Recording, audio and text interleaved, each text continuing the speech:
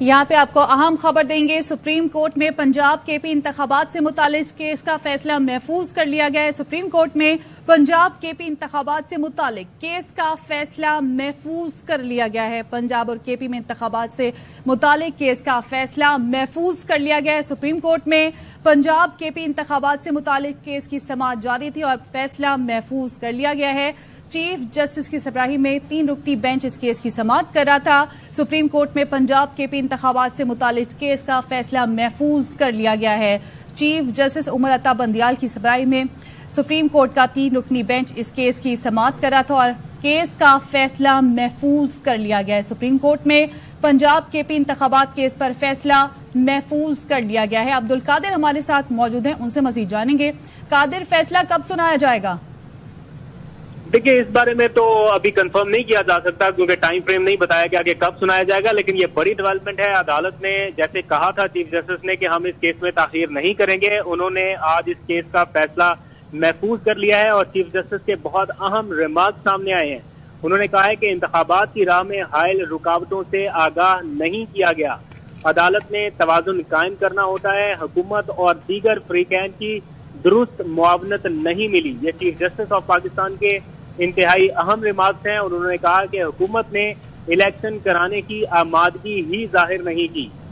इस अहम तरीन केस की अब से कुछ देर पहले समाअत हुई जिसमें तमाम फरीकैन को बुलाया गया, कुछ को मौका मिला बात करने का, दलाइल देने का। इलेक्शन कमीशन के वकील दलाइल देते रहे, इरफान कादर, फिर हुकूमती वकला भी आए, लेकिन उनका चूंकि अदम एतमाद था बेंच पर तो उन्हें मौका नहीं मिल सका।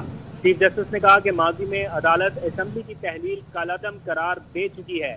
माजी में हालात मुख्तलिफ थे, मुल्क में कोई सियासी मुज़ाकरात नहीं हो रहे, रुकावटों से आगाह करने की जिम्मेदारी विफाकी हुकूमत की थी, लेकिन उन्होंने कहा है कि इंतखाबात की राह में हायल रुकावटों से आगाह नहीं किया गया। इससे पहले वकील अली जफर आए, उन्होंने कहा कि खैबर पख्तूनख्वा में गवर्नर ने इलेक्शन की तारीख देनी है, क्या इलेक्शन कमीशन गवर्नर की तारीख को बदल सकता है? ये सवाल उनकी तरफ से उठाया गया। काफी मजबूत दलाइल उनकी तरफ से दिए गए। चीफ जस्टिस की जानिब से कहा गया कि ऐसे हालात भी हो सकते हैं जब इंतखाब मुलतवी हो सकें।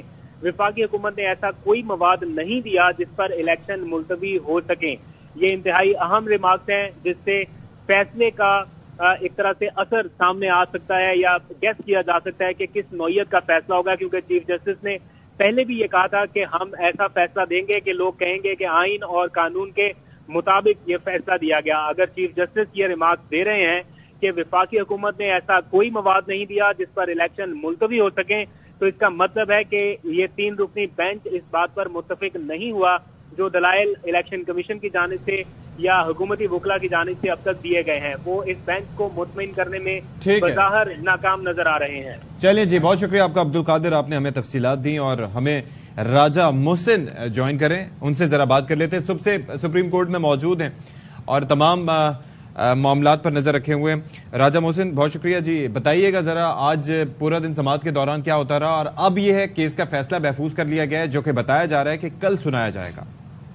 जी बिल्कुल, सुप्रीम कोर्ट ऑफ पाकिस्तान की तरफ से आप इंतखाबात से मुतालिक केस का फैसला महफूज कर लिया गया है और ये फैसला कल सुनाया जाएगा। आज वक्फे के बाद जब समाअत का आगाज हुआ तो इरफान कादिर एडवोकेट की तरफ से इलेक्शन जो दलाइल थे वो दिए गए सुप्रीम कोर्ट ऑफ पाकिस्तान में। उसके बाद अटॉर्नी जनरल फॉर पाकिस्तान भी एक दफा फिर और पाकिस्तान तहरीक इंसाफ के वकील बैरिस्टर अली जफर भी रोस्टम पर आए और उन्होंने भी अपने जो आर्गूमेंट थे वो दिए। इसके साथ साथ चीफ जस्टिस ऑफ पाकिस्तान की तरफ से ये इस्तफसार किया गया पॉलिटिकल पार्टीज से भी और एक दफा फिर जो पॉलिटिकल पार्टीज की तरफ से एलामिया जारी किया गया था सुप्रीम कोर्ट ऑफ पाकिस्तान के 3 रुकनी बेंच पर अदम एतमाद के हवाले से और बाइकआउट के ऐलानात के हवाले से, उसके हवाले से इस्तफसार किया गया।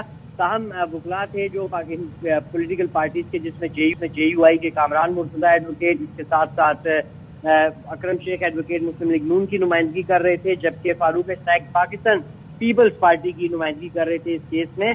उन्होंने बताया कि वो क्योंकि उनके जो क्लाइंट्स हैं जो ये पॉलिटिकल पार्टीज है उन्होंने एक फैसला किया है, लिहाजा वो फिर अब सुप्रीम कोर्ट ऑफ पाकिस्तान ने उन्हें पहले ही कहा था कि अगर आपका एलामिया भी बरकरार रहता है तो फिर ऐसी सूरत में इस केस में जो है वो दलाइल देना या वो कार्रवाई का हिस्सा भी रहना ये खाता गैर मुनासिब है।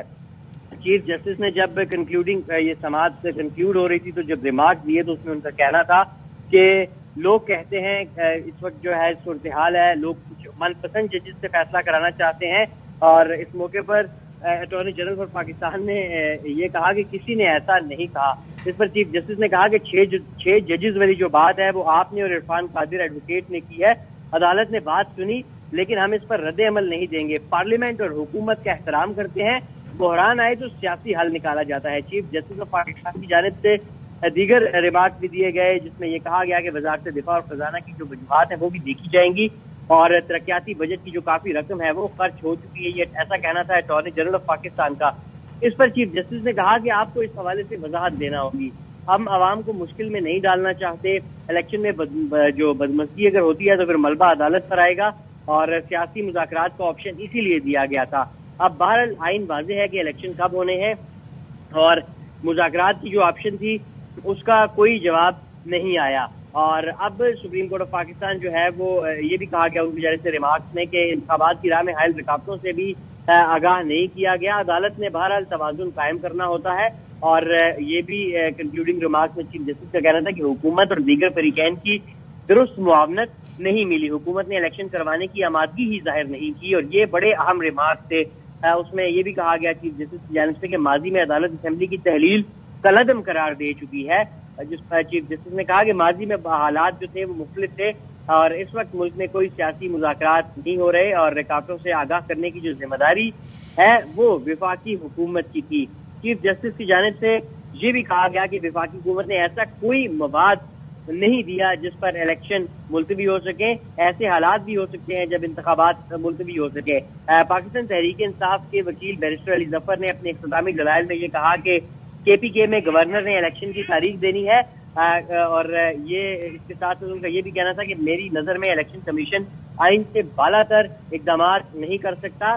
بلدیاتی انتخابات میں الیکشن کمیشن تاریخ مقرر کر سکتا ہے جبکہ جو یہ انتخابات ہیں ان انتخابات میں جو تاریخ دی گئی ہے الیکشن کمیشن اس سے باہر نہیں جا سکتا کیونکہ یہ ایک جورسڈکشن کا ایشو ہے. اس کے ساتھ ساتھ یہ بھی کہا گیا بیرسٹر علی ظفر کی طرف سے کہ الیکشن کمیشن کے وکیل نے کہا کہ وسائل مل گئے تو الیکشن کے لیے تیار ہیں. اگر انہیں فنڈز اور سیکیورٹی کے لوگ ملتے ہیں تو پھر الیکشن وہ کروا سکتے ہیں. انہوں نے کہا کہ الیکشن کمیشن کے وکیل کو سن کے ایسا لگا کہ جیسے الیکشن کمیشن اپنی ذمہ داری پوری کرنے کو تیار ہو.